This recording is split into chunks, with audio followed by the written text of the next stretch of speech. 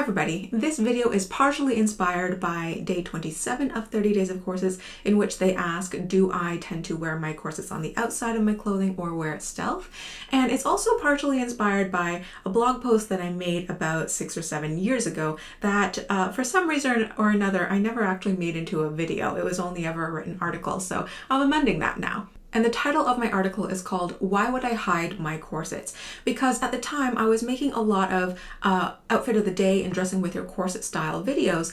And I was also teaching people how to hide your corset laces and how to, stealth your corsets underneath certain types of clothing if you don't want other people to know that you're waist training.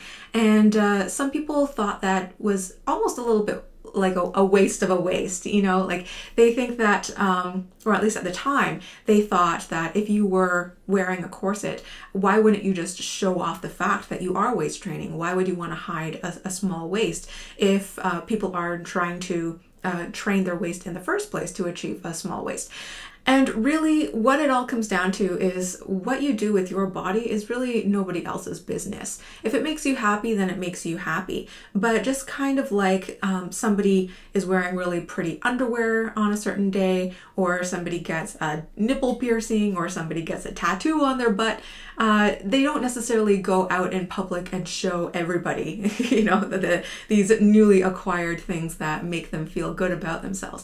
It might put a bounce in your step, but really at the end of the day, it's something that you do for yourself. It's not something necessarily to attract attention or to show everybody and anybody. Now, I've mentioned this numerous times before, but I don't train my waist anymore. I haven't waist trained in 5 years since my car accident. I'll put the video up in the cards and down in the description below because every time I mention this, somebody asks me why. But back when I did waist train, I almost always stealthed my corsets underneath my clothing. If I'm going out and running errands, I'm going to the bank, the post office, the grocery store, wherever, and I'm wearing a corset, it's almost always under my clothing because it really is nobody else's business. I really don't want to be stopped and interrogated by 30 different people playing a game of 20 questions, having to justify my life choices. And it's kind of the same with my long hair as well, and I am forever grateful to Torin Page here on YouTube for teaching me how to do the Nautilus bun, because then I can throw my long hair up in a bun in like less than 10 seconds flat, and it saves me from having to answer the same questions over and over again from people who ask me, why do I wear it long? Is it for religious reasons? Don't I ever feel like cutting and styling it and getting like a real hairstyle or feeling more pretty about it? Do I grow it out for attention? Am I hiding it? Why can't I just look like a normal person? Am I hiding behind my hair due to some sort of like insecurity or trauma in the past? Does it make my head hurt? Does it drain my energy? Like literally somebody asked me if my hair is like an energy vampire and it's sucking away my life force. Am I able to wash it and brush it and braid it and style it by myself, or do I always need somebody else to do it for me? Etc., etc., etc. The questions don't end. And for every one of those questions I get about my hair, I also get like an equivalent type of question regarding my corsets. Like, why do I wear my corsets? Am I some kind of anti-feminist? Why can't I just dress down and look normal? Why am I doing this for attention? Am I compensating for some kind of like body dysmorphia or some sort of insecurity or trauma from a younger age? Can I breathe? Does it hurt? Am I dying? Am I already dead? Only on the inside. Can I lace and unlace my corset by myself, or do I have to have somebody else at all times to help me with that sort of thing? And is it really my choice? And I suppose this is the beauty of having a YouTube channel, because I'm able to take each of those questions and calmly and rationally answer them. And then anytime somebody asks me the same question over and over again, I can just copy and paste the link to that video. And I understand that while it might be my 200th time answering the same question over and over again, it might just be that one person's first time asking that one question because they've never come across it before. I completely acknowledge that. At the same time, it is exhausting. And just because my appearance happens to fall outside of the standard deviation of what you consider to be the norm, it doesn't mean that other people are entitled to all of my time. Another parallel that I experience between wearing corsets and having long hair is that people also tend to feel entitled to touch me. And that is a no-go. Do not touch my hair. Do not touch my waist. No touchy. No, long hair is not consent. Corsets are not consent. I did not ask for anybody to put their hands on me. And as you can see in this video, I have deliberately chosen not to wear a corset, and I am deliberately wearing my hair up, even though I could easily put on a corset and let down my hair. But hiding my corset and putting my hair up does not necessarily mean that I am ashamed of these things. It's just a case of bodily autonomy. Today was a type of day that I didn't feel like wearing a corset, and I wanted some air on the back of my neck, so I decided to wear my hair up. I also think this hairstyle is kind of pretty with the dress I'm wearing, so, you know, I like a change. But just like I said about somebody getting a tattoo or a piercing or any other type of body modification, it really is all about bodily autonomy, what you want to do for yourself. Sometimes I just want to go about my day and not have to constantly defend all the hows and whys of my appearance and my personal taste. I should be allowed to exist in a public space without being interrogated or grabbed inappropriately, and it is tiring. So it sucks that when I am going out in public, I feel compelled to hide these parts of myself. But on the other hand, just as I have chosen to wear my hair long and I have chosen to wear corsets, it is also my choice when I do and don't want to display this in public. So it is a little bit ironic that I will tend to not show my corsets and not show my long hair when I am going out running errands in public around other people.